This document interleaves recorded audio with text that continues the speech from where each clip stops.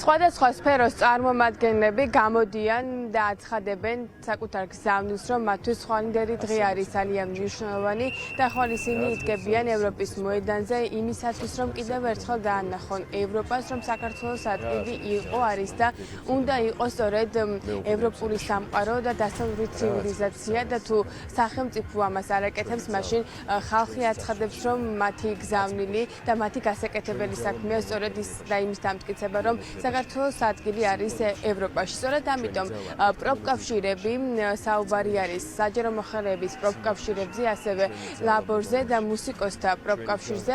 გამოდიან ეს პროფკავშირები და აცხადებენ, რომ ახლა ამ წუთებში მიმდინარეობს ქვეყანაში დიდი რეპრესიები თავისუფალი ადამიანების წინააღმდეგ, მათ შორის საჯარო მოხელეების წინააღმდეგ, რომლებიც კონსტიტუციის ერთგულებით არჩნენ და საქართველოს ევროკავშირთან დაშორებას ხელი არ მოაწერეს და სწორედ ამ რეპრესიების ტერორის ფონზე კიდევ უფრო მნიშვნელოვანი არის, რომ ქართულმა ხალხმა საკუთარი სათქმელი გამოხატოს, მათ შორის ხვალ ევროპის დღესეც. საჯარო მოხელეების პროფკავშირი, ლაბორი და მუსიკოსთა პროფკავშირი ერთად მივიღებთ ამ ღონისძიებაში მონაწილეობას, დავაფიქსირებთ ჩვენ პოზიციას იმ პრობლემებთან დაკავშირებით, რაც დღეს არსებობს საქართველოში. სერიოზულად არის რეპრესიული ღონისძიებები გატარებული და მიმდინარე საგარეო საქმეთა სამინისტროში. აქ ფაქტიურად უფუნქციოდ რჩება ეს სისტემა, საჯარო მოხელეების მიმართ დევნა სერიოზულ მასშტაბებს იღებს ამ მიმართულებით, სწორედ ამის გამომხატველი იქნება მათ შორის ჩვენი ამ ღონისძიებაში ამ 9 მაისის აქტში მონაწილეობა. დასმედი საგარეო საქმეთა სამინისტროს თლიანი სტრუქტურის გადაწყობა, მორგება არსებულ საჭიროებებს და ძალიან ბევრი დიპლომატი, რომელიც არ არის უბრალოდ საჯარო მოხელე, არამედ დიპლომატები და ცალკე კატეგორია არის საჯარო მოხელეებს შორის, ადამიანები, რომელსაც აქვს ძალიან დიდი გამოცდილება, რომელსაც მრავალი წლის მანძილზე მუშაობდნენ საქართველოს ევროპაში და ნატოში ინტეგრაციის საკითხებზე.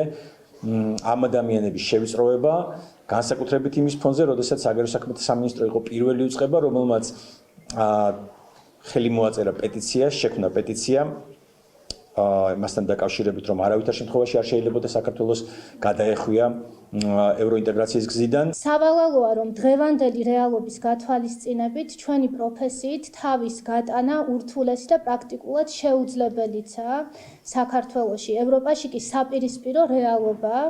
იქ ყოველი მუსიკოსის მუშაობა სათანადოდაა დაფასებული. ამიტომ ყველაფერი უნდა ვიღონოთ საიმისოდ, რომ ღირსეული ცხოვრება ოცნებად კი არ დაგვრჩეს, არამედ რეალობად ვაქციოთ. თავისუფლებისთვის საგანგებო განცხადებას ავრცელებს ხვალინდელი დღის მზაობასთან დაკავშირებით 16 სფეროს წარმომადგენლებს აერთიანეს თავისუფლებისთვის. ისინი აცხადებენ, რომ ევროკავშირმა და დასავლურმა სამყარომ ჩვენს ქვეყანაში ტურიზმისა თუ მთის სხვადასხვა მიმართულებების განვითარებაში უდიდესი წვლილი შეიტანა. ახლა ამ წვლილის დავიწყება არის სირცხვილი, სწორედ ამიტომ ისინი მთის წარმომადგენლები ხვალ გაერთიანდებიან და რა თქმა უნდა მარშით დაიწვევიან ევროპის მოედნისკენ.